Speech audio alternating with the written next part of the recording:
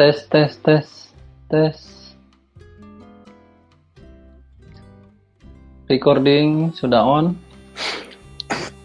Oke, kita bahas yang keempat, yaitu menerapkan agile atau menciptakan lingkungan yang agile. 4.1 Start with an agile mindset. Dimulai dengan pola pikir agile. Mengelola sebuah proyek dengan menerapkan pendekatan agile membutuhkan para tim proyek untuk mengadopsi pola pikir yang agile. Jawaban-jawaban dari pertanyaan-pertanyaan berikut akan membantu membangun sebuah strategi yang dapat diterapkan. Yang pertama, bagaimanakah kesanggupan tim proyek bertindak dengan cara agile? Lalu, apakah yang dapat dihasilkan oleh tim dengan cepat dan meraih umpan balik lebih awal sebagai manfaat untuk siklus penyerahan hasil kerja produk selanjutnya? Lalu yang keempat, bagaimana cara tim bertindak secara transparan? Lalu yang selanjutnya, pekerjaan apa yang dapat dihindari agar fokus terhadap hal-hal yang memiliki prioritas lebih tinggi? Dan terakhir, bagaimana sebuah pendekatan kepemimpinan yang melayani dapat memberi manfaat terhadap pencapaian target-target tim? 4.2 yaitu servant leadership empowers the team. Jadi maksudnya adalah pendekatan-pendekatan agile mengedepankan kepemimpinan yang melayani sebagai cara untuk memberdayakan tim. Kepemimpinan yang melayani adalah praktek memimpin dengan melayani tim, dengan berfokus pada memahami dan merujuk pada kebutuhan dan pengembangan anggota tim agar dapat meraih performa tim terbaik. Peran dari seorang pemimpin yang melayani adalah memfasilitasi penemuan tim dan penjabaran dari agile. Para pemimpin yang melayani mempraktikkan dan mengajarkan tentang agile. Para pemimpin yang melayani melakukan pendekatan tugas proyek dengan urutan sebagai berikut. Yang pertama, purpose atau tujuan. Bekerja dengan tim untuk menentukan kenapa atau apa tujuan mereka agar mereka dapat terlibat dan bersatu pada seputar tujuan proyek. Seluruh tim mengerahkan usahanya pada level proyek, bukan pada level perorangan. Lalu yang kedua, personil. Begitu tujuan proyek ditetapkan, dorong tim untuk menciptakan sebuah lingkungan di mana semua orang dapat berhasil. Minta setiap anggota tim untuk berkontribusi selama pengerjaan proyek. Yang ketiga yaitu proses. Jangan berencana untuk mengikuti proses agile dengan sempurna, tetapi kejarlah hasilnya. Ketika sebuah tim yang saling berfungsi satu sama lain sering menyerahkan nilai yang rampung dan tercermin dalam produk dan prosesnya, maka tim itu disebut agile. Tidak masalah sebutan apa yang digunakan tim untuk proses tersebut. Next, selanjutnya yaitu karakteristik kepemimpinan yang melayani berikut ini mampu membuat para pemimpin proyek menjadi lebih agile dan memfasilitasi kesuksesan tim. Di antaranya, mempromosikan kesadaran diri, mendengarkan, melayani siapapun yang bergabung dalam tim, membantu sesama agar dapat berkembang, pelatihan versus pengaturan, menggalakkan keamanan, penghargaan, dan kepercayaan, dan menyebarkan energi dan kepintaran orang-orang. Kepemimpinan yang melayani bukanlah hal aneh bagi agile, namun begitu mempraktekannya, para pemimpin yang melayani ini biasanya dapat melihat sebaik apa kepemimpinan ini dapat berintegrasi pada pola pikir dan nilai-nilai agile. Ketika para pemimpin meningkatkan gaya kepemimpinan melayani mereka atau keahlian untuk memfasilitasi, mereka dapat disebut menjadi agile. Hasilnya, para pemimpin yang melayani ini dapat membantu tim mereka bekerja sama untuk menyerahkan nilai-nilai dengan lebih cepat. Tim-tim agile sukses akan mendorong pertumbuhan pola pikir, di mana anggota-anggotanya percaya bahwa mereka dapat mempelajari keahlian yang baru. Ketika tim dan para pemimpin yang melayani ini percaya bahwa mereka semua dapat belajar, maka semua orang dapat terlibat menjadi lebih mampu melakukan sesuatu. Lalu 421 servant leader responsibilities atau tanggung jawab pemimpin yang melayani. Pemimpin yang melayani menjaga hubungan untuk membangun komunikasi dan koordinasi di dalam tim dan organisasi. Hubungan ini membantu mengarahkan organisasi untuk mendukung tim tersebut. Dukungan semacam ini membantu menyingkirkan masalah dan memfasilitasi tim agar dapat menjalankan proses yang lebih cepat. Ketika para pemimpin yang melayani ini memahami Agile dan mempraktikkannya, pendekatan spesifik terhadap Agile, mereka dapat membantu memenuhi kebutuhan tim.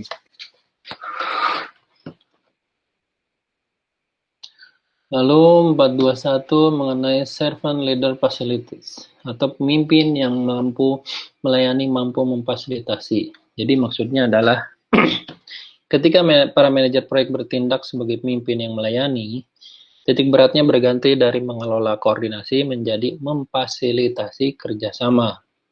Para fasilitator tersebut membantu setiap orang agar dapat mengeluarkan kemampuan berpikir dan bekerja dengan sebaik mungkin. Para fasilitator tersebut mendorong partisipasi tim, memahami dan bertanggung jawab terkait kinerja tim. Fasilitator membantu tim menciptakan solusi-solusi yang dapat diterima. Lalu selanjutnya, 4212 servant leader remove organizational impedance atau pemimpin yang melayani dapat menyingkirkan hambatan-hambatan dalam organisasi. Maksudnya adalah nilai pertama dari Agile Manifesto adalah individu dan interaksi terkait proses dan perlengkapan. Tanggung jawab apa yang lebih baik bagi seorang pemimpin yang melayani untuk diemban selain mengawasi dengan seksama proses yang menghalangi ketangkasan tim atau organisasi dan membawa proses tersebut sesuai jalurnya. Misalnya, jika sebuah departemen membutuhkan dokumentasi yang lebih luas, peran dari pemimpin yang melayani adalah bekerja dengan departemen itu untuk meninjau dokumentasi yang diperlukan. Bantu dengan menciptakan pemahaman bersama tentang bagaimana produk-produk Agile dapat memenuhi kebutuhan tersebut dan memperhitungkan jumlah dokumentasi yang dibutuhkan agar tim dapat menggunakan lebih banyak waktu untuk melakukan penyerahan produk ketimbang membuat dokumentasi yang melelahkan.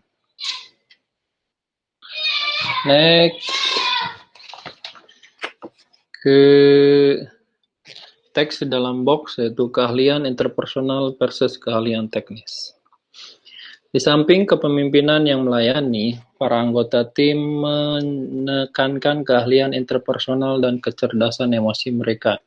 Bukan hanya keahlian teknis, semua orang dalam tim bekerja untuk menunjukkan lebih banyak inisiatif, integritas, kecerdasan emosi, kejujuran, kerjasama, kerendahan hati, dan keinginan untuk berkomunikasi dengan berbagai cara sehingga seluruh tim dapat bekerja dengan baik.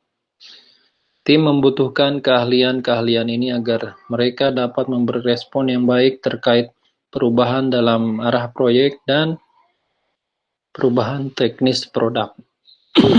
Ketika semua orang dapat beradaptasi dengan tugasnya dan terhadap satu sama lain, seluruh tim ini akan berhasil. Lalu untuk 421 itu servant leader pave the way for other contributions atau pemimpin yang melayani dapat memuluskan jalan untuk kontribusi orang lain. Dalam penerapan Agile, tim mengatur proses kerja dan produk kerjanya.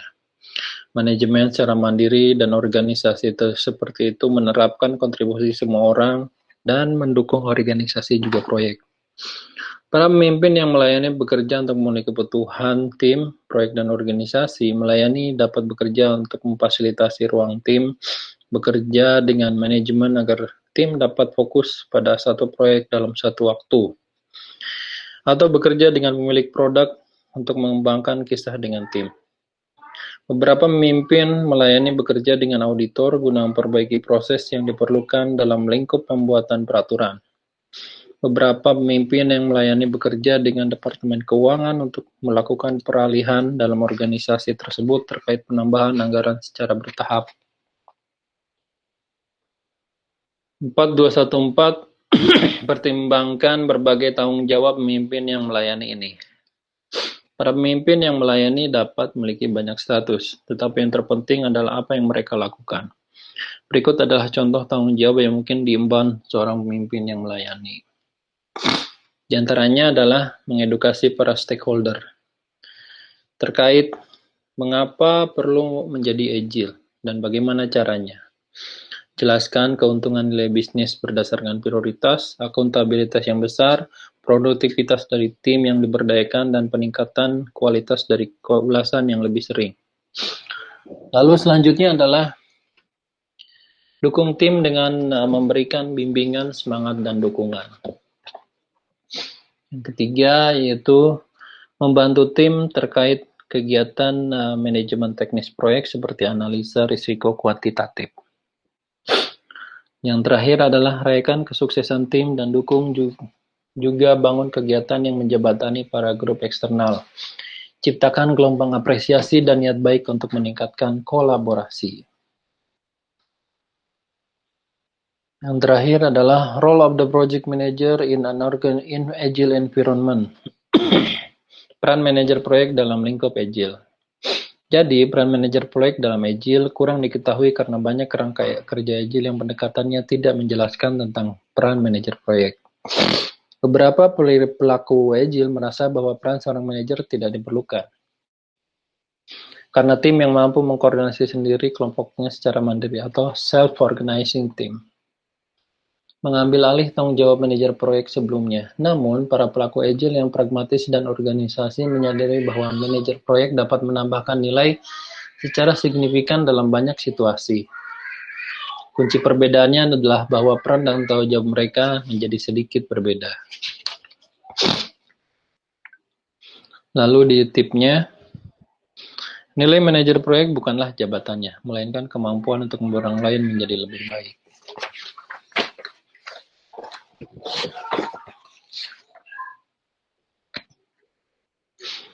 Selanjutnya, para manajer proyek menerapkan gaya kepemimpinan yang melayani. Terus, pada PMBOK Guide edisi ke-6 mendefinisikan manajer proyek sebagai orang yang ditunjuk untuk memimpin tim dan bertanggung jawab dalam meraih tujuan proyek dan organisasi yang menyediakan usaha.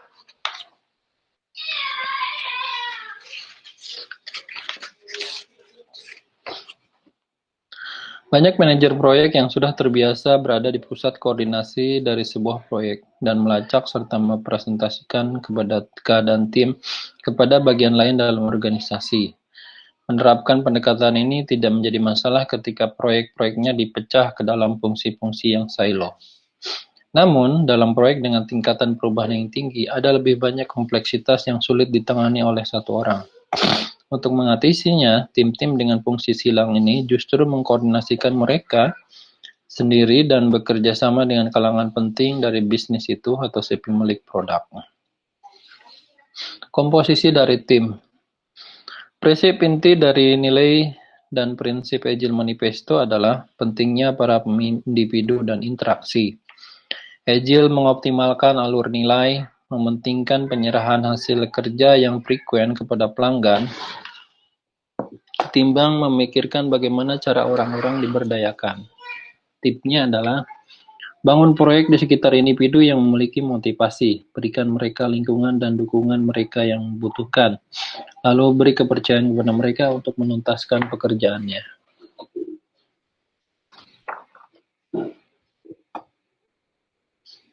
Selanjutnya, ketika tim memikirkan cara mengoptimalkan alur nilai, manfaat-manfaat berikut ini menjadi nyata. Di antaranya, orang-orang lebih cenderung bekerja sama, tim-tim menyelesaikan tugas penting dengan lebih cepat, dan tim memerlukan waktu yang jauh lebih sedikit karena tidak melakukan beberapa tugas sekaligus dan tidak harus membangun ulang konteks. Lalu bagaimana dengan tim-tim agile?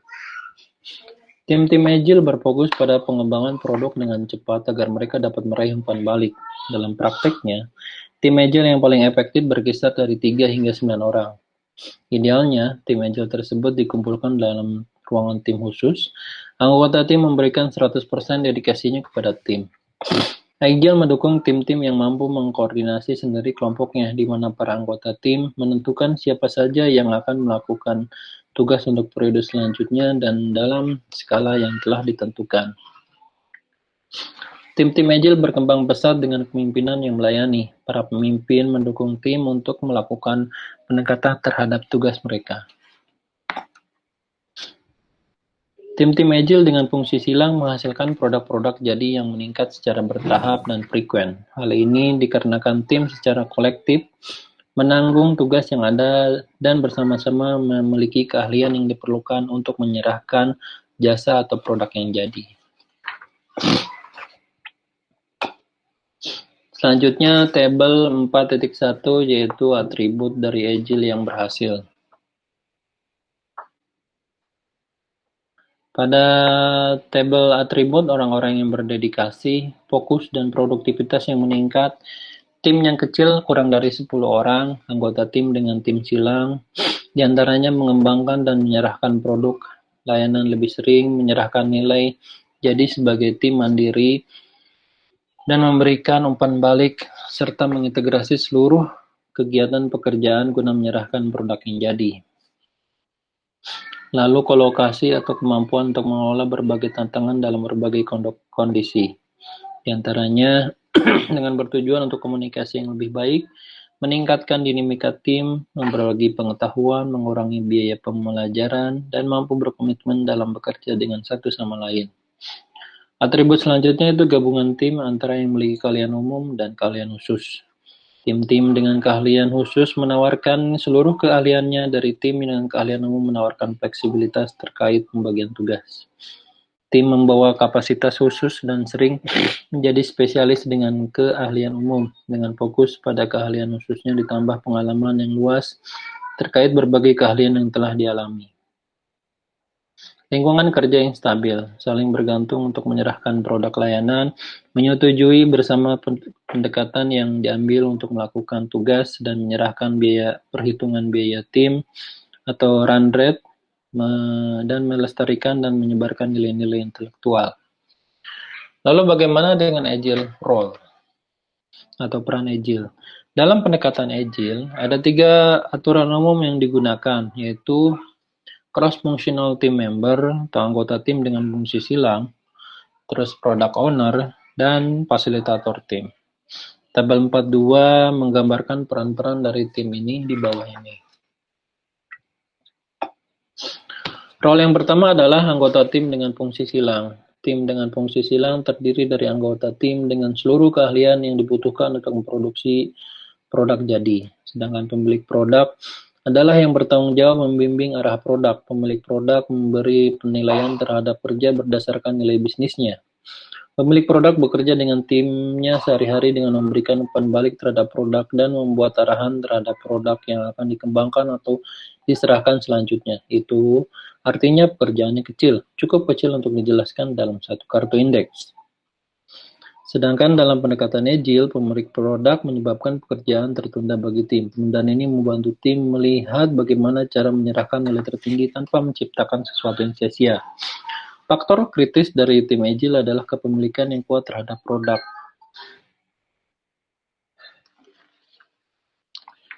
Oke, kita lanjutkan pembahasan kita untuk selanjutnya, yaitu di pemilik produk yang terakhir, yaitu faktor kritis keberhasilan tim Agile adalah kepemimpinan yang kuat terhadap produk. Tanpa perhatian terhadap nilai terbaik bagi pelanggan, tim Agile mungkin menciptakan produk yang tidak akan dihargai atau sebaliknya kurang bernilai, sehingga membuang-buang upaya.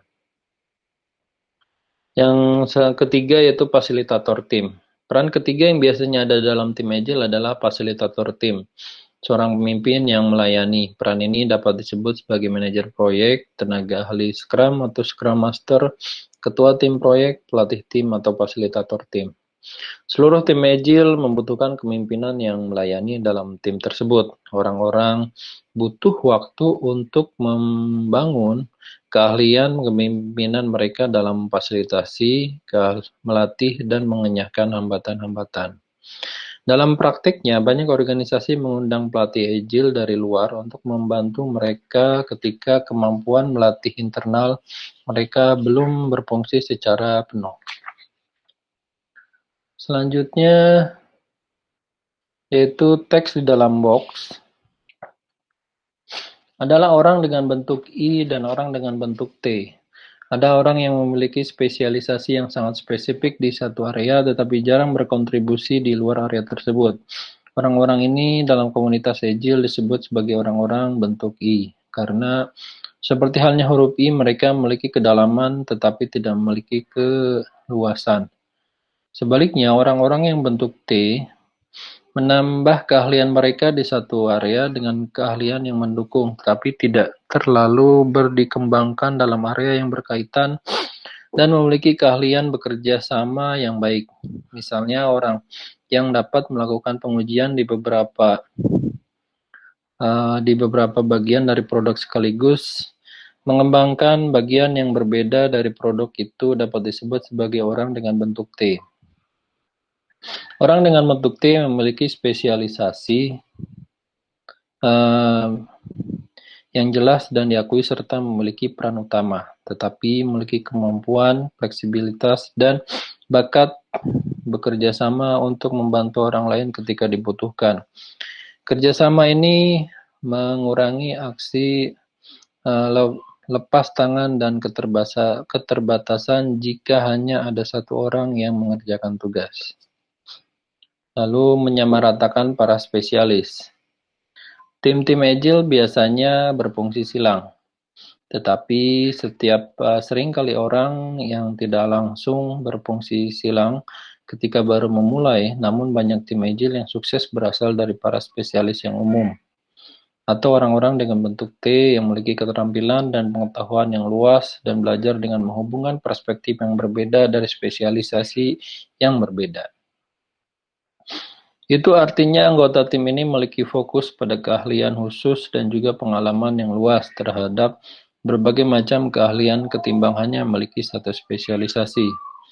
Anggota tim Agile bekerja untuk mengembangkan karakteristik semacam ini terkait semakin gencarnya kerjasama dan pengaturan mandiri untuk mengerubungi dan menuntaskan tugas dengan cepat, sehingga menuntut mereka untuk senantiasa saling bekerja sama.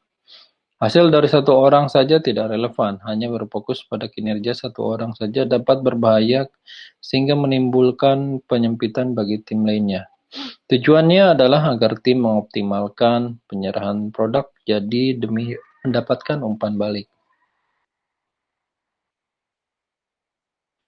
Selanjutnya yaitu struktur tim. Tim-tim telah mengadopsi prinsip-prinsip dan praktek-praktek Agile dari berbagai industri. Mereka mengkoordinasi orang-orang menjadi tim yang berfungsi silang untuk secara terus-menerus mengembangkan produk yang dapat dioperasikan dengan baik. Nah, dengan studi kasus bahwa tim inti yang dikerahkan untuk menulis panduan praktik ini berasal dari berbagai latar belakang. Ada yang mewakili PMI dan ada yang mewakili Agile Alliance. Mereka semua terkoordinasi secara mandiri dan bekerja secara simultan untuk menuntaskan tugas. PMI mengumpulkan sekelompok ahli dari subjek yang dituju untuk memeriksa hasil kerja, dan dengan begitu tim dapat meraih umpan balik dari dalam dan meningkatkan produk itu selagi dalam fase pengembangan. Namun, tim inti ini tidak mewakili tim Agile tipe tertentu, karena waktu para anggota ini tidak 100% didedikasikan pada proyek ini. Beberapa organisasi mampu menciptakan tim gabungan dengan fungsi silang, sementara yang lain memiliki keadaan yang berbeda. Bukannya membuat seluruh anggota tim berkumpul, beberapa organisasi justru memisahkan atau memencar timnya. Tim-tim yang berpencar memiliki tim-tim dengan fungsi silang di wilayah yang berbeda. Tiap-tiap anggota tim yang berpencar itu bisa jadi bekerja di lokasi yang sama sekali berbeda, baik itu di kantor atau dari rumah. Walaupun pengaturan semacam ini tidak ideal dikarenakan meningkatnya biaya komunikasi, tapi metode ini dapat dijalankan. Untuk teks di dalam box, dalam sebuah institusi keuangan besar di Amerika Serikat, ada sebuah program dengan serangkaian tim yang anggota timnya bermarkas di pantai timur Amerika Serikat dan beberapa daerah di sepanjang India. Ketika tim ini baru mulai, tim itu terpencar begitu luas, pengalaman pengguna, analis, pengembang, dan penguji melakukan metode praktik pengembangan ikuti matahari yang jam kerja anggotanya timnya tumpang tindih untuk melakukan pendekatan atau penanganan secara langsung terhadap tugas. Para anggota tim ini melakukan sesi stand up bersama-sama dan menggunakan webcam agar dapat melibatkan seluruh anggota tim. Peran-peran kunci analis pemilik produk, perancang pengalaman pengguna, dan ketua pengembangan di AS akan datang lebih awal untuk menjawab segala pertanyaan dari anggota tim yang berbasis di India dan membantu mengurai masalah. Sementara produk semakin besar dan lebih banyak lagi dana yang masuk, mereka memutuskan untuk memecah tim menjadi 5 tim yang lebih kecil. Untuk melakukan hal ini, mereka memutuskan membangun tim gabungan yang tersebar di berbagai lokasi. Keputusan ini dibuat untuk membangun tim gabungan dengan fungsi silang yang terdiri dari pengembang dan penguji di tiap lokasi yang berbeda. Lalu, bagaimana dengan anggota tim yang berdedikasi? Apa yang terjadi ketika waktu anggota tim tidak sepenuhnya didedikasikan untuk tim? Walaupun ini bukan keadaan yang ideal, sayangnya terkadang hal ini tidak dapat dihindari. Masalah kunci dengan berurusan dengan orang yang hanya memberikan 25% atau 50% kemampuannya dalam tim adalah mereka harus melakukan beberapa tugas sekaligus dan berganti-ganti tugas. Mengerjakan beberapa tugas sekaligus mengurangi kerja terlebih dari tim dan mengakibatkan tim harus mampu memperkirakan penyerahan hasil kerja dengan lebih konsisten. Tipsnya adalah multitasking memperlambat progres seluruh tim.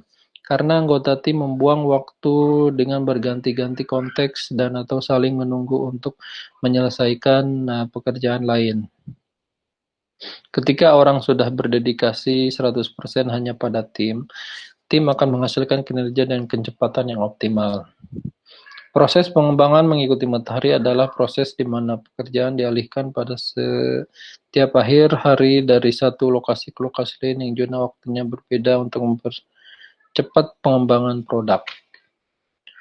Orang-orang yang mengalami pengurangan produktivitas di sekitar 20% dan 40% ketika tugas beralih tangan, pengurangan itu akan menjadi meningkat seiring dengan jumlah tugasnya. Jadi, orang lebih cenderung membuat kesalahan ketika dia melakukan beberapa pekerjaan sekaligus. Pergantian tugas menghabiskan daya kerja ingatan dan orang cenderung lupa konteks mereka ketika tengah berada di berbagai tugas sekaligus. Kasusnya adalah oleh karena anggota tim inti yang mengembangkan paduan praktek ini tidak dapat mendedikasikan 100%, kinerja mereka secara umum lebih rendah ketika mereka mampu berkumpul dan meluangkan perhatian mereka secara penuh untuk proyek ini. Namun, walaupun secara ekonomi keadaannya sangat mendukung untuk bekerja sama, walaupun terpencar dan beroperasi pada sebagian kecil dari kapasitas penuh mereka, keadaannya tidak memungkinkan bagi tim untuk berkumpul dan berfokus pada kapasitas penuh. Oleh sebab itu, tim tersebut mengidentifikasikan penyebaran mereka dengan sebagai risiko yang potensial.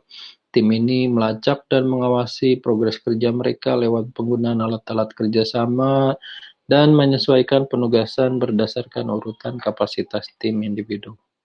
Lihat tabel A12 mengenai kelompok proses manajemen proyek dan pemetaan pengetahuan untuk mendapatkan lebih banyak tim mengenai tim dalam lingkungan Agile, terutama proses-proses yang berlangsung di lingkup pengetahuan manajemen Smoothly Project. Tip Tidak semua tim memiliki peran yang mereka butuhkan. Jadi ada tim-tim yang berbeda perannya satu sama lain. Misalnya, beberapa tim membutuhkan dukungan dari administrasi pendataan dan analisa penelitian.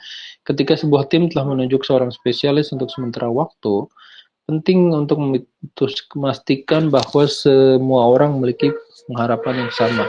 Apakah si spesialis ini akan dialokasikan ke tim 100% dan berapa lama? Rancanglah pengharapan dengan semua orang untuk menjelaskan tingkat komitmen suatu tim dapat menyerahkan produk layanan, penugasan penuh waktu menciptakan risiko bagi proyek itu. Selanjutnya kita akan bahas tentang ruang kerja tim. Jadi sebenarnya tim membutuhkan ruangan agar mereka dapat bekerja sama guna memahami mereka sebagai tim dan untuk bekerja sama. Beberapa tim Agile, semua anggotanya bekerja dalam satu ruangan atau co-locations. Ada tim memiliki ruang kerja tim untuk melakukan sesi stand up dan menaruh grafik dan mengerjakan tugas mereka masing-masing di bilik atau kantor. Beberapa tim yang terpisah secara geografis membutuhkan ruang kerja yang virtual. Di samping itu, pertimbangkan pengumpulan tim tersebut secara langsung dalam jangka waktu tertentu secara reguler agar tim dapat membangun kepercayaan dan cara bekerja sama. Beberapa teknik yang digunakan untuk membantu atau mengatur komunikasi antara tim yang terpencar adalah jendela akuarium dan remote pairing atau berpasangan jarak jauh. Ciptakan jendela akuarium tersebut dengan menyiapkan tautan tayangan video yang terus-menerus dari berbagai lokasi tempat tim itu tersebar. Orang yang akan menyalakan tautan itu saat awal bekerja dan menutupnya setelah jam kerja akhir. Dengan cara ini, orang-orang dapat melihat dan terhubung secara spontan dan satu sama lain, mengurangi jarak kerjasama yang terbentang karena terpisahnya secara geografis. Lalu, siapkan remote pairing dengan menggunakan alat virtual untuk berbagai layar, termasuk suara dan tautan video. Asalkan perbedaan zona waktu diperhitungkan, hal ini terbukti sama efektif dengan tatap muka yang langsung. Lalu mengatasi silo dalam organisasi. Bagaimana sih caranya? Tempat terbaik untuk memulai ketika membangun tim Agile adalah dengan membangun fondasi kepercayaan dan lingkungan kerja yang aman guna memastikan seluruh anggota tim memiliki suara yang sama dan diakui. Ditambah dengan membangun pola pikir Agile, maka kedua hal itu menjadi faktor sukses yang penting.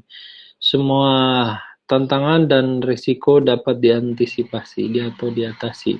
Seringkali silo yang terjadi di wilayah organisasi menciptakan hambatan dalam membentuk tim Agile dengan fungsi silang. Anggota tim yang diperlukan untuk membangun tim dengan fungsi silang biasanya melapor pada manajer yang berbeda dan memiliki konteks yang berbeda sebagai tolak ukur manajer dalam menilai performa mereka. Para manajer harus fokus pada alur efisiensi dan matriks berbasis tim, ketimbang efisiensi sumber daya. Guna mengatasi silo di tingkat organisasi, bekerjalah dengan berbagai manajer dari para anggota tim ini, dan biarkan mereka memilih individu yang diperlukan untuk membentuk tim dengan operasi silang. Hal ini tidak hanya akan menciptakan sinergi tim, tapi juga menciptakan optimalisasi melihat bahwa dengan memberdayakan orang-orang itu, proyek atau produk yang tengah dibuat dapat dioptimalkan. Untuk informasi lebih lanjut tentang tim, lihat Appendix X2 mengenai atribut yang mempengaruhi penyesuaian. Oke, itu semua untuk pembahasan dari di Agile Environment. Untuk yang selanjutnya akan kita bahas Implementing Agile, Delivering in Agile Environment. Sekian, terima kasih.